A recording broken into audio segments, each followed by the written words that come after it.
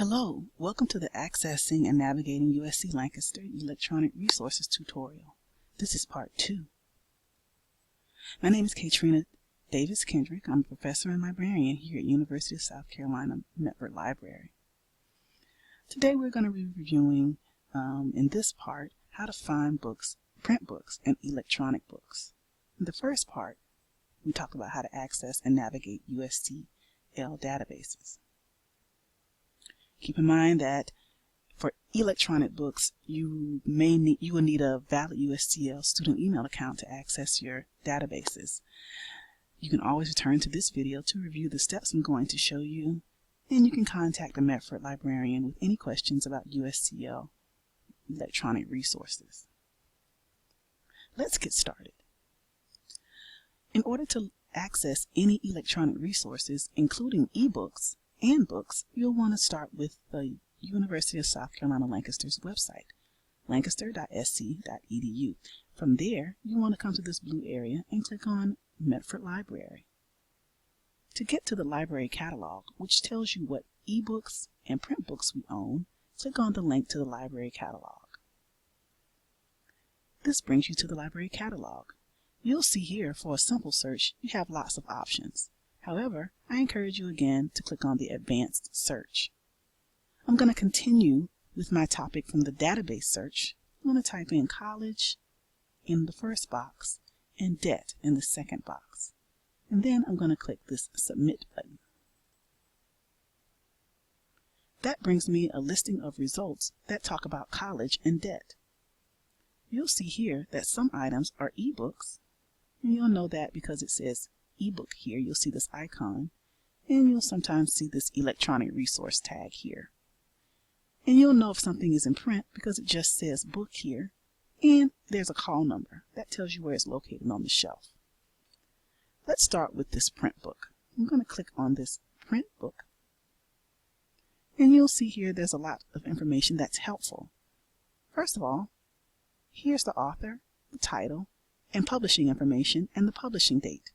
This information is useful if you choose to use this book in your research or cite it.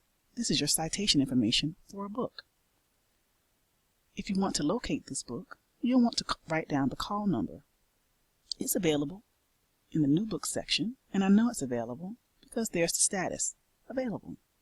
You can also find out more information. Here's a summary. Here are the table of contents. And again, you remember we talked in the database, when we're looking at the database, we were talking about subject headings, how a database or an interface might speak differently from human language.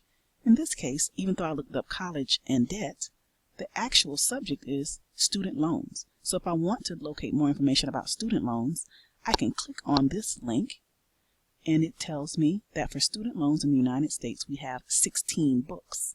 So if I want to see those 16 books, I can click on that subject heading, and here they are. Those are the 16 books talking about student loans in the United States. What if you want an ebook? How do you access those? Well, again, you'll know it's an ebook because it has this icon here, ebook, and here you see the words electronic resource again. I'm going to click on this title, and you'll see it's a little different. Some things are similar, but there's one thing that's different, and that is this connect to. This is how you access the book online. You'll see down here there's similar information. Here is the contents and the subjects that are associated with this book. If you want to see this book online, click on the appropriate campus. You're enrolled at University of South Carolina Lancaster, so click on Lancaster. And then click your campus again. Remember, if you haven't logged in previously in a session, you may be asked to log in. Your login is the first part of your student email account, and your password is the password associated with your student email account. So here we have the book. Now there's some things I can do with it right away. I can read it online, I can download it, I can download by chapter, or I can just browse the table of contents or look at specific chapters. Let's look at the table of contents. Here's your table of contents. You can download. You can just do a chapter download, and you can print. Let's say you want to go to the next page. Here are your direction buttons. So if you just want to go to the next page, it takes you page by page. Let's say you want to search within a book. I'm thinking about, let's say private loans. Let's see if there's anything about private loans in this book. If there is, it'll bring those pages back to you. Right?